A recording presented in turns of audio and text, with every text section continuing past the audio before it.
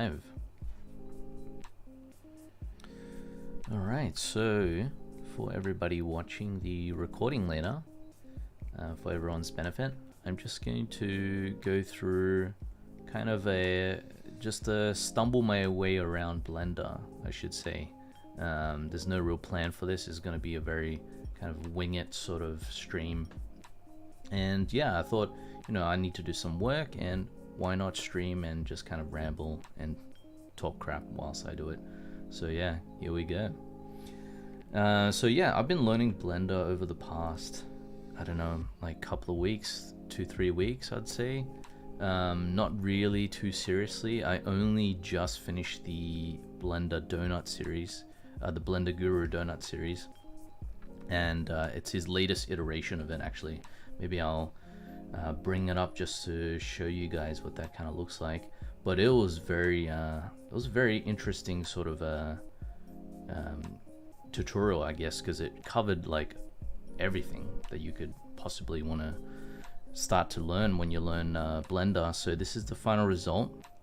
I think I spent a little bit more time on the technical aspects than on the artistic. That's why it's not perfect. I don't know why the video is doing that, but there we go. Just snap it to the side.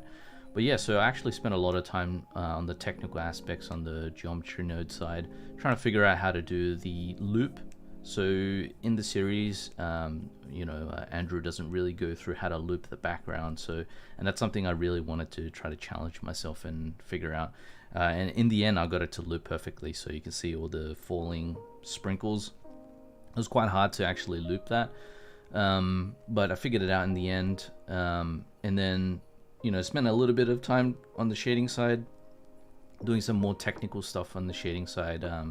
So you can see here with the donut, there's actually a brighter area on this, I guess this top surface, and then it gets a little bit more, I guess, pink. And I tried to get the feeling of, you know, this translucency going on, but it's all faked because I just didn't want to sit around rendering the donut. So what I ended up doing is I just basically faked the shading. So to get this top portion lighter, there was a whole bunch of different ways you could have done it, but I decided to do the very tough version and use some math. So I calculated the facing normals of the icing, but because this object is animated, so you can see it's animated, so it's spinning around. I couldn't use world space values. I basically had to calculate the slope using the object's you know, it's rotations and factor that in when I calculate the slope. So in the end I got there, but anyways, not to get too technical, yeah, I was just messing around in Blender in the more technical aspects, so that was kind of fun. But yeah, now what I'm going to try to do is I want to do a little bit of concepting, like 3D concepting inside of Blender, because the sculpting tools are so great. My modeling is very, I guess, like rudimentary. Like I haven't really done much modeling inside of Blender, so we're gonna see how this goes. It could just be a complete flop.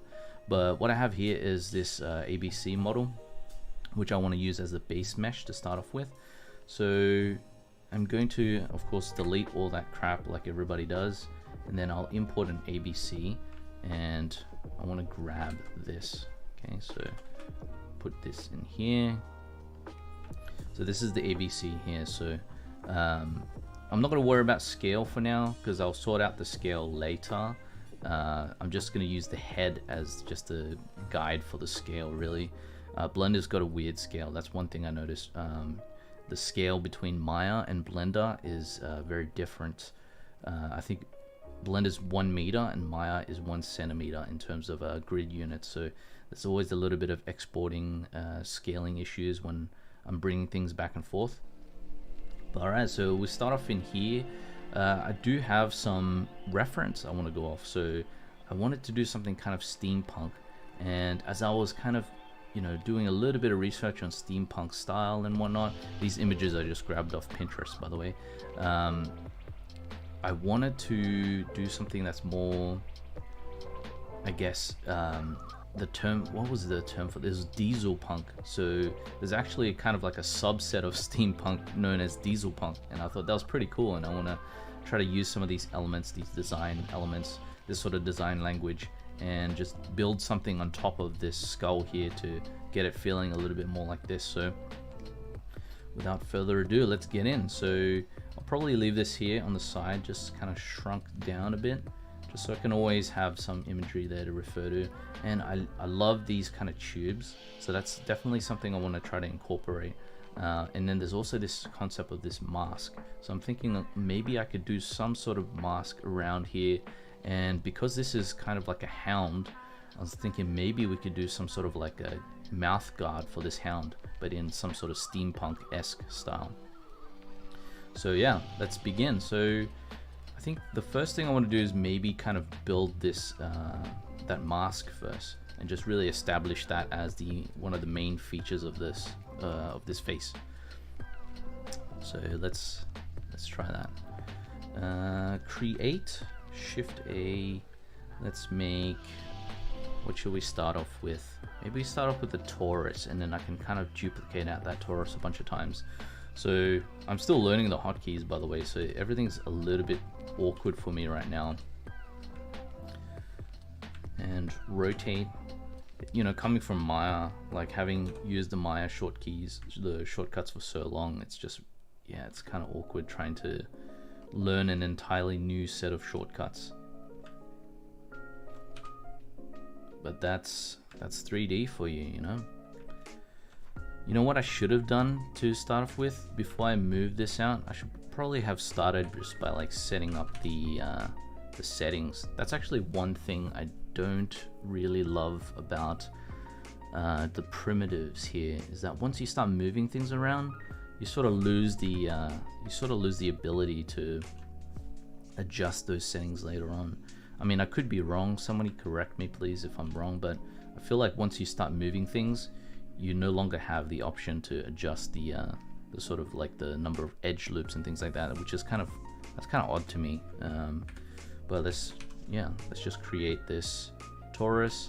I want to make this kind of square because it's meant to be like some sort of, I guess, like a hound dog mouth guard. So a little bit less round than this. So let's come in here, reduce the segments, we'll go down to 4 segments. And is there a way to twist this? That's my next question. What if there's a way to twist this this sort of torus to make it into sort of a pipe? It doesn't look like there is, but no, that's fine. I'm gonna retopper this later anyway, so not a huge deal. So yeah, let's just bring this, scale this guy up, and rotate this, and just kind of place this out.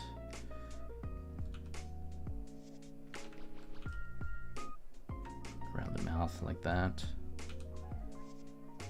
One cool thing is like the snapping. That's one thing I really like, that you can just snap stuff to the you can pretty much just snap stuff to an axis just by holding down the middle mouse. That's one really cool thing about Blender that I wish Maya actually had something like that. I used to always just kind of select the handle and then move things around, but the snapping thing's kind of cool, I gotta say. But yeah, let's just kind of place this mouth guard out. I'm just blocking out these shapes, so I'm not really paying too much heed to topology or anything like that, because at some point I'll probably just come in and try to sculpt out all the, you know, all the details, flesh that all out.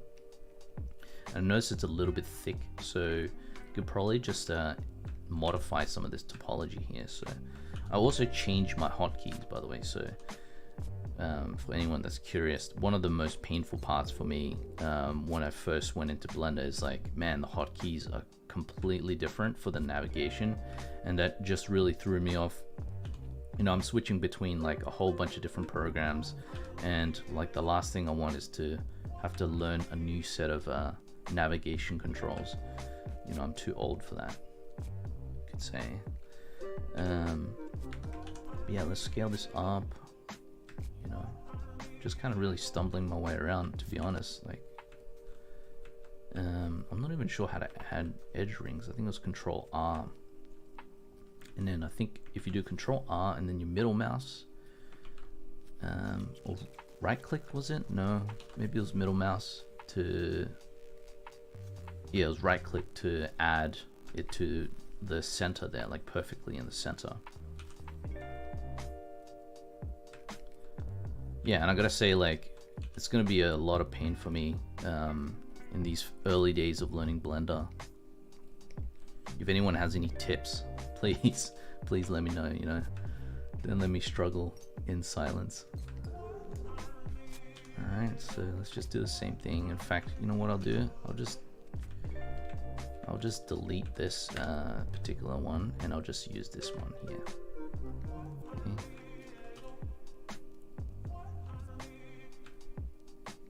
Alright, so we're getting somewhere now, so I want to probably use another one to place there, but let's scale this down as well. Let's thin this out a bit. So probably scale this along the axis. Which axis is that? Maybe it was Z axis. There we go. And I'll probably duplicate this again, and then just place that there. I think that'll be kind of cool. Scale this out a bit.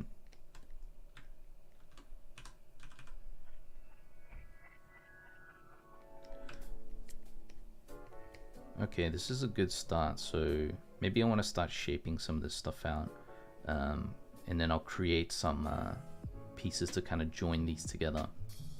This needs to look pretty, I guess, pretty unrefined, if you will. So I am curious about if there's an easy way to join these pieces together, or if I should just keep it as a separate piece. I think just for blocking, for simplicity, I'll keep it as a separate piece.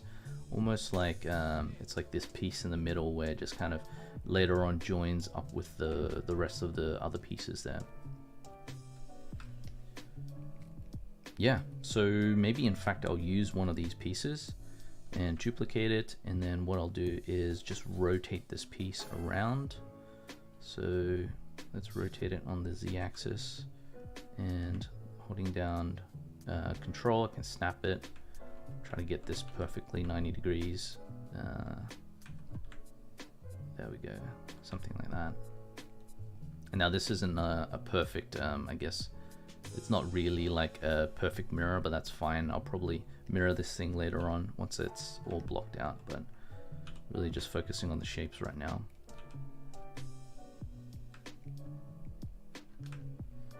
And then I'll probably need to do a little bit of sculpting in order to get this to line up to the face a little bit. But man, I find myself like such a fish out of water when I'm using Blender like this, like just to model. It feels like 100 times slower, but I'm sure things will change. Alright, so that's a good start. I'll probably want to have something along the side there as well, so let's duplicate that again, rotate it along X, and let's just try to do something like this. Move this back there. And I want this piece to be thicker actually, so let's try to scale this out a bit. And maybe I'll just do a little bit of sculpting just to get this kind of into the shape that I want. So use the grab brush, and let's make this really big. Let's also turn on mirroring. It's mirroring the wrong axis, so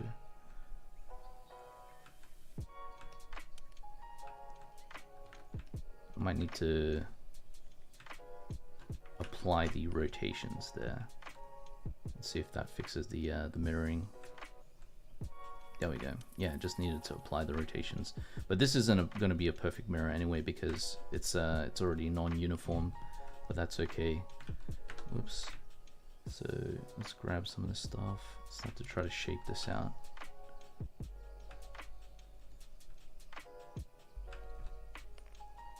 This is one cool thing, is like the sculpting tools are so good in Blender that I really don't feel like you know, Maya's sculpting tools come even close.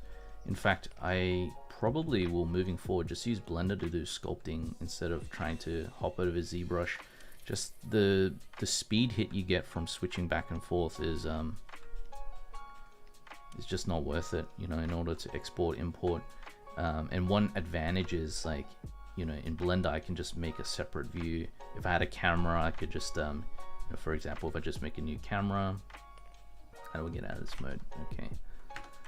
If I just go back to object mode, I can just make a camera. Where's the camera? Camera. And then I could just like basically use this camera. Lock to camera. And then I can, you know, I can kind of just use this as a secondary camera and sculpt to this camera, which is something that you can't really do inside of ZBrush. You know, and that was one of the big pain points when I've, you know, tried to use ZBrush to match to a 2D concept. Not being able to do that is just a huge pain. So love being able to do that inside of just one application. All right, so this is kind of cool. And let's go back to object, and then we'll try to just apply all the rotations here and just do the same, just sculpt these guys out. Make sure I got mirroring turned on. And this one's, yeah, this one's probably good for now. Sculpt this one, pull this one in. Forgot to mirror, so make sure I hit the mirror button.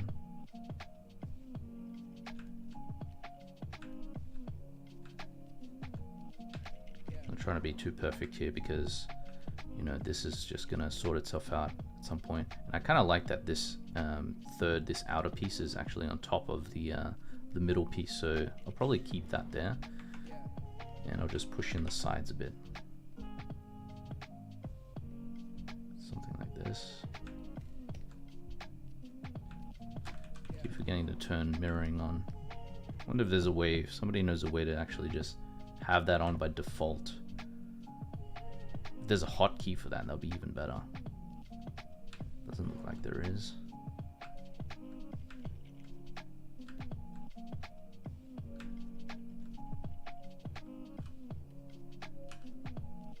I mean, you could do this kind of level of sculpting inside of Maya, and that's not a problem. So it's not really like the end of the world. Man, this skull is not symmetrical. Maybe I should have checked that to start off with. If we go to the top view, I'm just curious if this is symmetrical at all. Let's try to hide everything else. This skull doesn't look like it is symmetrical, so actually it looks like there's a little bit of rotation as well, which is a pain in the butt. Let's try to rotate this a little bit more straight. And then it looks like it's just a little bit off center as well, so maybe I'll just try to center this out a bit. And let's go back to sculpting, see if there's anything I need to fix. Unhide everything. Yeah, I might need to fix some of this stuff, but I'll leave that for now, and I'll fix that in at a later stage. But yeah, that's a little bit of a bummer that it's not perfectly symmetrical. All right, so this last piece here, let's do this one too. Turn on symmetry, push this in, and I'll probably delete those faces later and just fill it out, but right now I just wanted to block out all these shapes. Yeah, let's try to do some of this, just block out some of this stuff as well. In fact, I actually don't know how to do like extrusions along a tube, which is that would be something that's helpful as well, just being able to extrude along a curve. It's not something I want to look up right now while streaming, but I'm going to cheat a little bit actually, and just I'm going to see if I can just do it inside of Maya, bring it back. So really relying on my old skills here. But what I will do to start off with actually is I'll probably make a piece of geo just as a scale guide, and just kind of rough in the shape, and then just do the proper extrusion inside of Maya, bring it back quickly.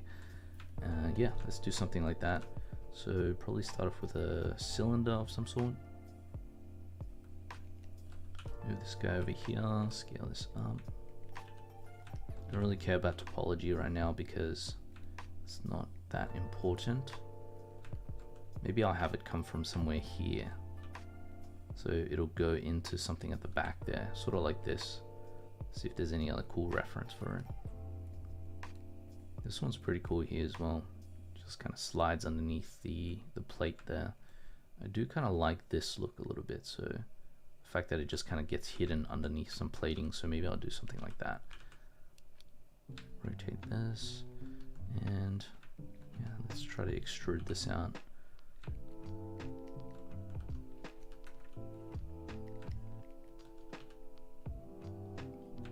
Again, I'm just going to block this out like roughly, so I'm not even caring about how this really looks, because I'm going to refine this inside of, just hop back inside of Maya just to quickly do this.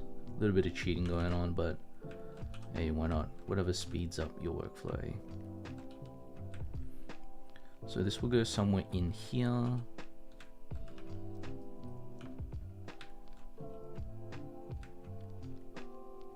right.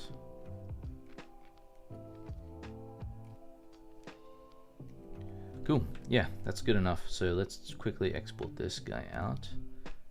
Move this out of the way, export, just export as ABC. And let's find this folder I have here. And let's just export this as tube guide. Selected only, export. And then I've got Maya here open already. In the event I needed to cheat, which I do now, so I'm gonna drag this guy in.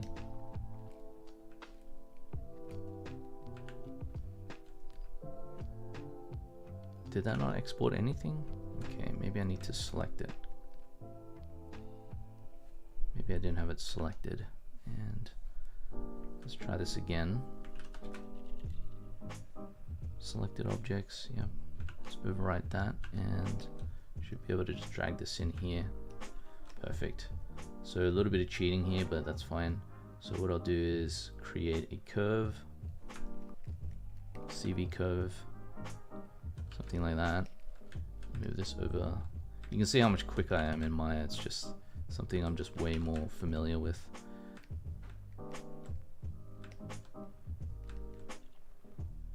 And yeah, let's just try to shape this out, something like this.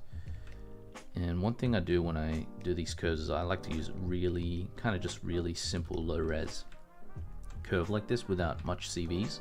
And then what I do is I just resample this curve so that I have more topology to go off. So let's do that. Curves, rebuild. Let's make it something like 6. Slightly increase the amount of topology for this curve. So do something like this. And I kind of like that it's biased down a little bit the closer you get there, so I'm going to do something like that as well. Push this down a bit, and maybe I'll have this come up a little before it gets snuck into the side there. And let's create a cylinder quickly. Snap that there. The cylinder, let's use something like 8, not too high res. I'm just looking for the face here, so I don't care about the rest of that. Snap that there, grab this, and grab this. Let's do an extrude, and let's bump up the divisions. So maybe do like 10 divisions. It looks a little bit thin right now, so what I'll do is I'll just scale this up. Maybe that's a bit too thick, something like this. Extrude, 10 divisions, and then let's export this guy out again.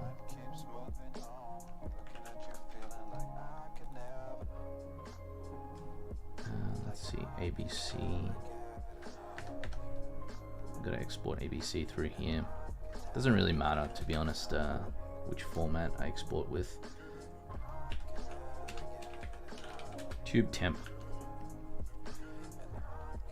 So yeah, let's get rid of this guy now. Re-import this back, ABC, and get this tube temp. So there you go.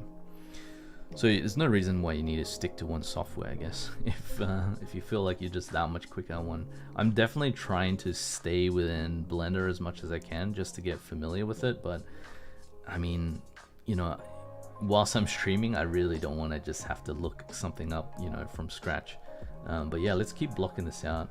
Let's make a cube. So I want to do this side plating here. Just quickly block that out.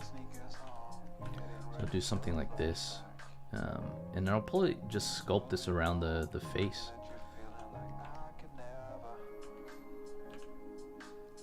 Yeah, do something like this. And I'll probably sculpt this around the head, you know. It's maybe just a tad bit thick at the moment, so let's see if I can thin this out a bit. And I need to add some divisions here so that I can actually sculpt this thing. So, but what I actually want to do is I'll probably use a modifier just to do like a subdivision surface, but instead of Catmull Clark, I'll use a simple. So if you look at the, if I just bake this down, like let's do viewport levels 2 as well, and let's try bake that down. So I want something like this, so I have some divisions, but it still kind of retains that harsher edge. You know, I don't think it's going to make a huge difference, but might make it a little bit easier to retain this kind of thickness. So when I do actually use Dino Topper, which I'm going to use, it's not just going to lose all the volume completely. So yeah, let's go in here. Let's grab this mesh, sculpt mode, Dino Topo. Yes, okay. And yeah, I'm gonna try to just you know, do my best to sculpt this thing around. And when I'm grabbing this thing, it's kind of odd that it's just grabbing it like one vertex there. So I feel like the strength or something needs to go up potentially.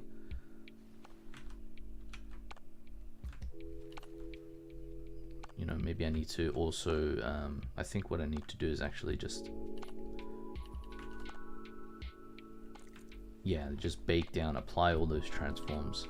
So that's probably what it was. There we go, yeah. And yeah, I can just start moving this plate, something like this. I want that to sneak underneath, so do something like that.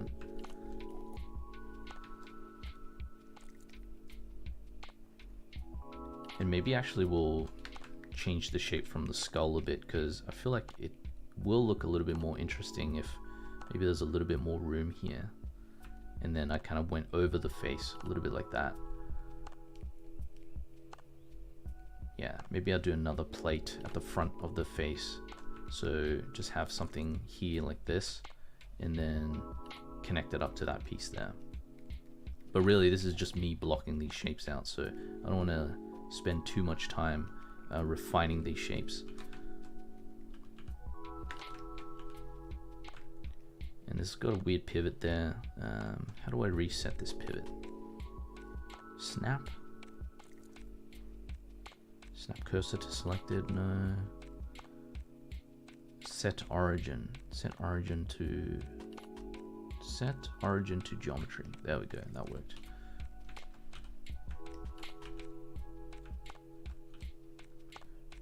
Yeah, so this can be a back piece, and then I'll do a piece at the front of the head as well. So I'm not really trying to pay too much attention to topology. I really don't care at this point. It's all about just like trying to block something in, and then I'll slowly refine this. But yeah, this is super rough at the moment.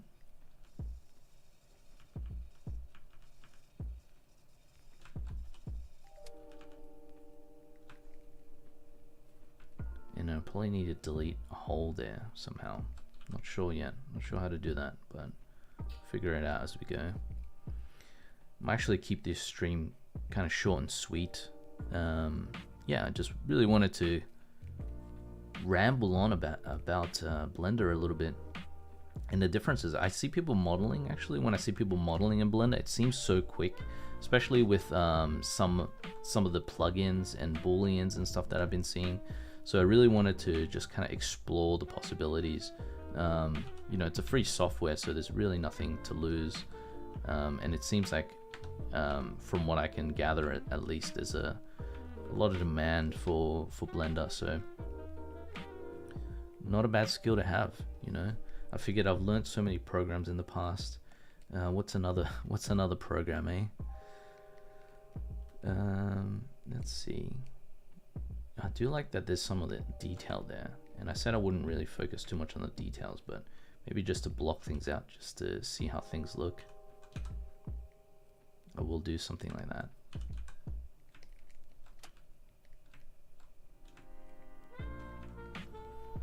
Let's go fix some of these shapes up, because it's bothering me that it's kind of spilling over so much.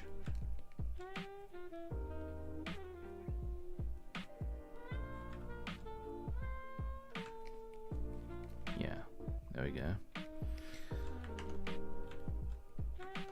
Man, it's such a game changer being able to do this, honestly.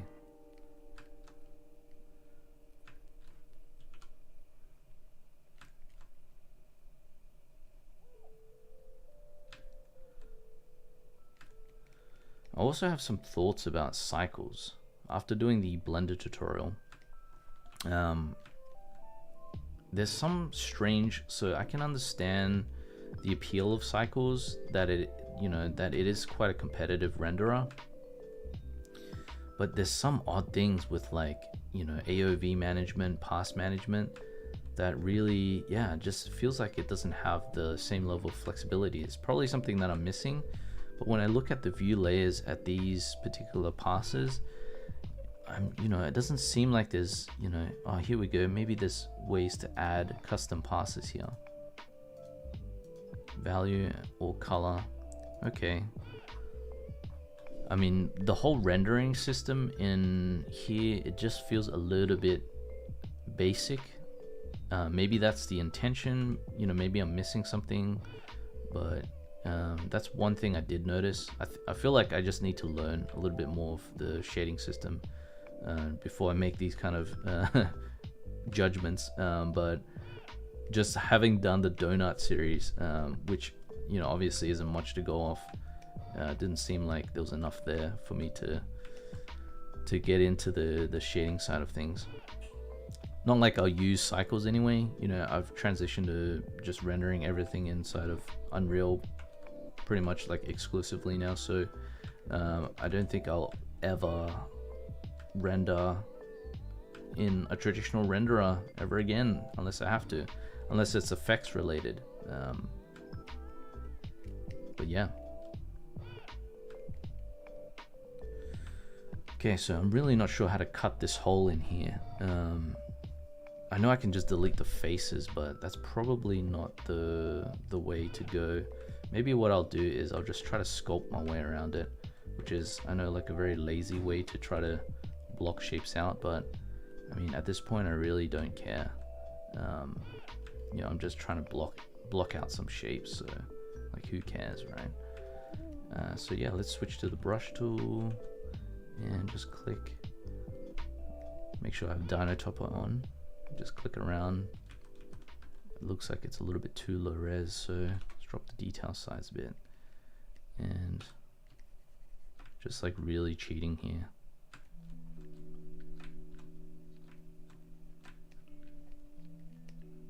And let's try to use the snake hook.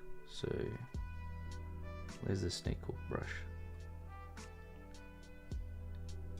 Is it this one here? Snake hook, spacebar shift, spacebar K.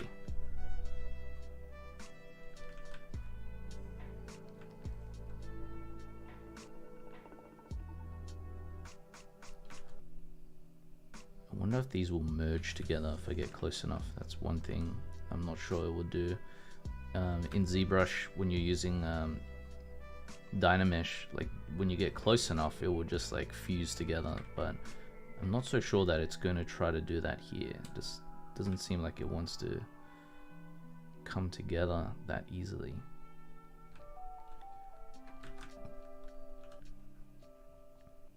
Might be something to try to figure out at some point, but yeah, not right now.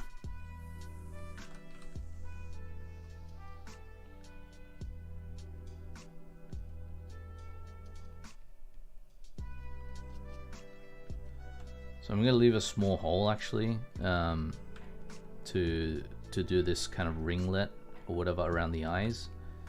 This kind of, yeah, this, I don't even know what you want to call it, like a bevel around the eyes. And then I'll probably just duplicate this over and try to join it up somehow. This is quite like worrisome though, that the fact that it's not joining together. How do we join this together? If there's any Blender pros out there, please please let me know.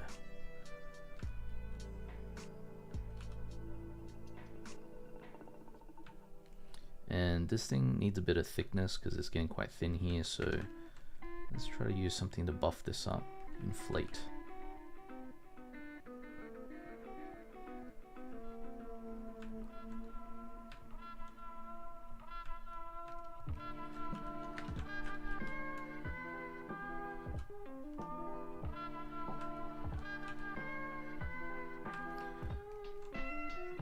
The hotkeys are actually quite like for the sculpting, none of these are set up by default, but just like the scaling the brush and scaling the strength, it's actually something that's really nice.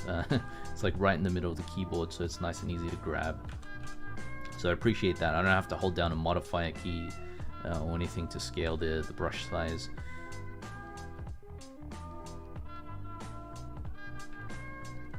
Switching between programs though, like one thing I hate is like you get in the habit of using one particular shortcut, and then you inevitably just like hit the same shortcuts, but it's just completely different. So like in Substance Painter, when I'm trying to get when I'm trying to like scale the brush and I hit F and it just like frames up and does something weird like that. That's one annoying part of having to always switch between programs. Still a bit thin there, so let's try to inflate this up a little bit more. And I'll fix up all these edges later. I feel like it'll be much easier just to fix up later on. And yeah, we should probably start with some of these other pieces as well. In fact, this piece here, what I might do is I'll turn off symmetry and I'll just treat this as if it's 1/2. Yeah, let's isolate this piece and let's just try to like push the whole thing back in, treat it as just one side, just to simplify things, and then just mirror this across later. I don't think I'll be able to get away with like just mirroring things as well, since the base model of the skull is asymmetrical. So yeah, that'll probably do for now. And let's just unhide everything. And yeah, sculpt this again.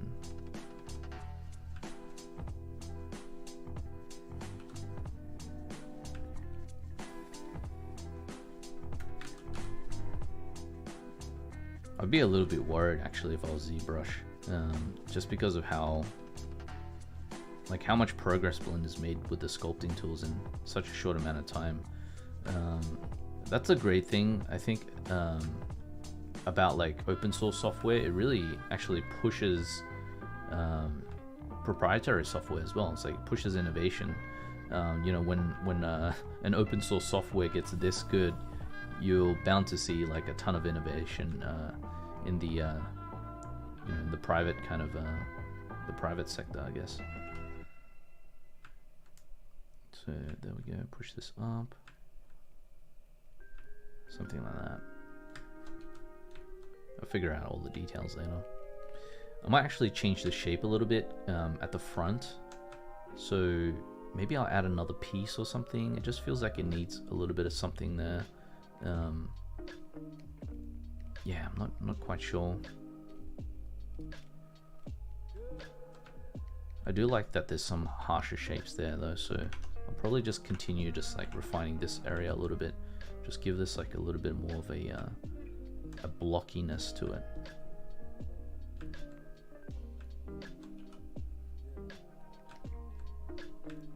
Yeah, just give it more of like a blocky feel to this whole thing. Maybe like pull down the corner here a little as well.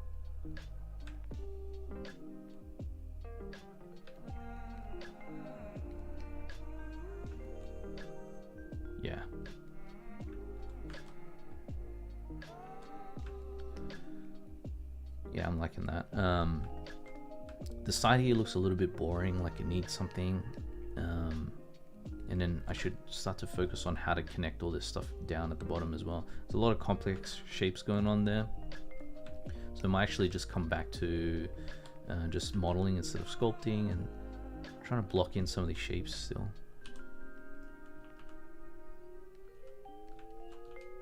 Yeah.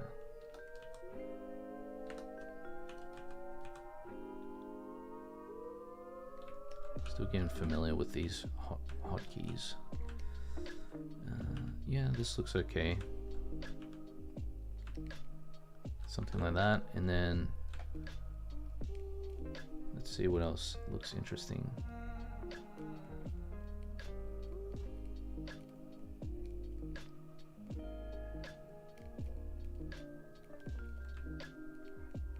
I feel like I want to take this and take it one step further, like maybe do something like that. I think that would be cool.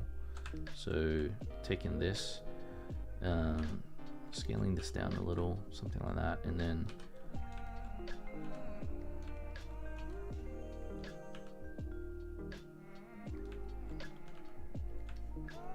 I love this free rotation. Like I'm not used to the just the regular Blender rotations, which kind of feels a little bit off to me, but yeah, like it's hard to know where this object is facing. So if I wanted to scale it on one axis, it's really not that simple, you know, for me at least, you know, just to scale it along this axis. And since I've rotated it, it's sort of like me questioning, like, which axis is this really? That's one thing that, yeah, you know, you kind of have to guess, like, oh, this is the local axis to scale that out. If there's a way to actually know which, is there a way to actually show the axis that the object is facing? I mean, that would actually be really handy. Gizmos.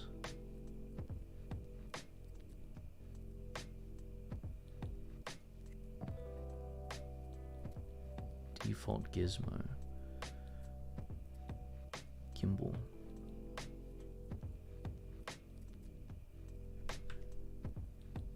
I mean, this looks like it could be it. So having this default gimbal there actually might be a revelation. So now I at least know which axis this is. Yeah, that actually might be helpful. I wonder if there's a way to do it without like actually being able to select it though. Let's see. Is there a way to show face orientation? No, that's not it.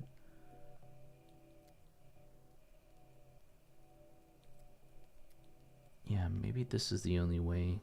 If I set this to local or gimbal,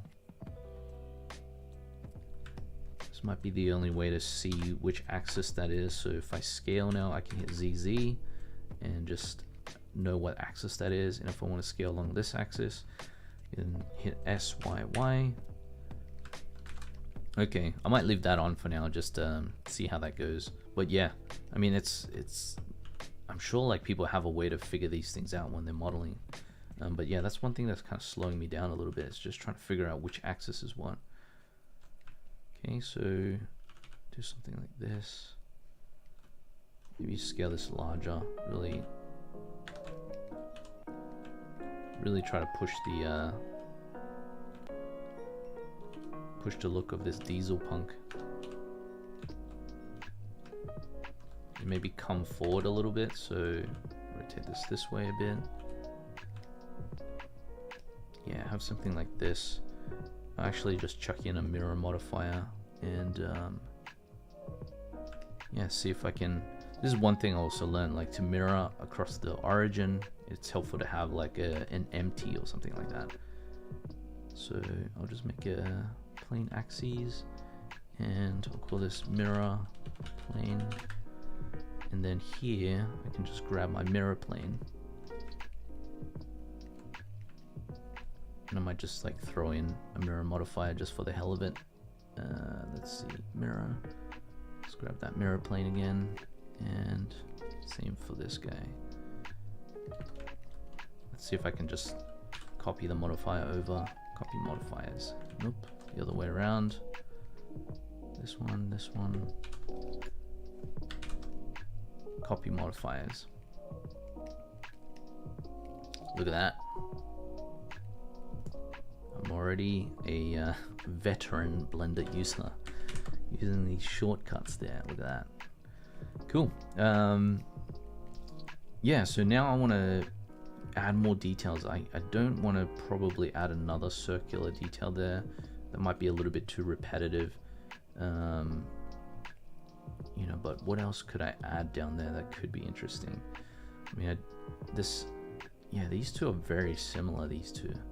Is this from a game or something? This is kind of cool. Maybe I'll do something like that, but let's see if there's anything else that's interesting. Maybe having a strap there, that would be kind of cool. So if I have all these additional plates down there, maybe it can come up to this area here and there's some sort of strap. And I do like this kind of circular shape back there, so maybe I will do some sort of circular shape back there. In fact, I'll just duplicate this now, see if I can just block something like that in. SCZ.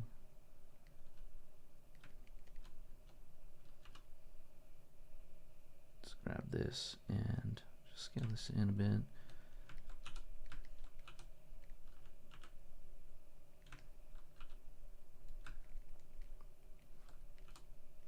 Yeah, what I'll do is probably just try to boolean these together at some point.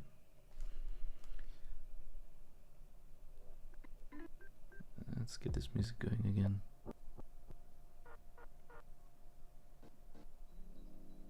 There we go.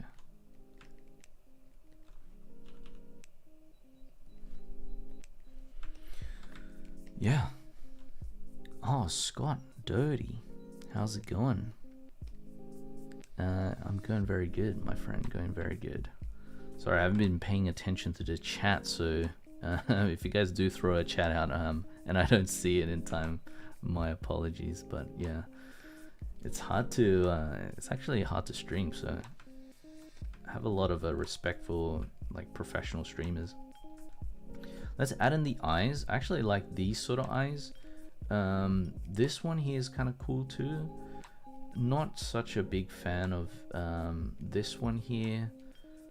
I do like this kind of look though, and I might actually try to keep it to the circular look. So actually we'll do something like that. Move this here, rotate this, scale this down, and just kind of place this in, like block that shape in as well.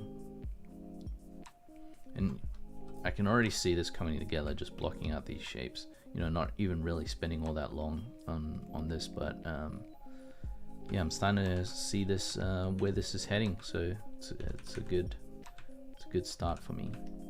Just drag this, place this in here somewhere. Yeah, and place this closer into the mesh, I think. Scale.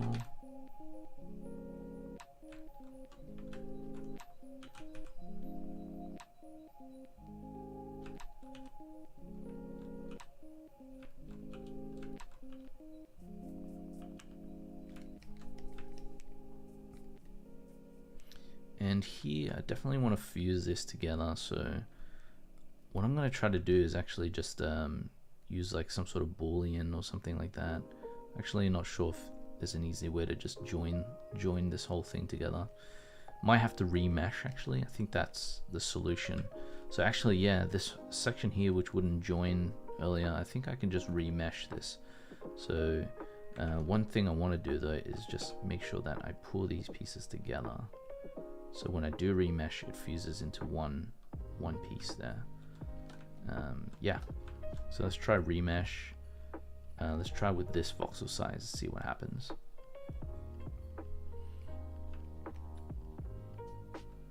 Did that work? Maybe I'll make this voxel size a little bit bigger. 0.2 remesh. I feel like it's super dense. Yeah, so maybe let's go even higher. Let's do voxel size of 1. See how that looks. Okay, so that's a little bit closer to what I want. And I should probably actually just apply that before I remesh, so that it actually remeshes these two surfaces there. So yeah, that's what I wanted to do. And yeah,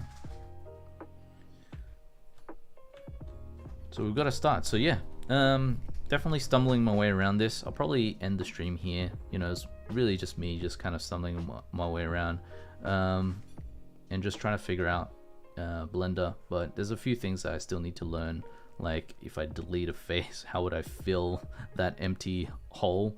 In Maya, it's pretty straightforward. If you delete something, you can just like, you know, fill the hole like that, which I'm sure there's a way to do inside of Blender.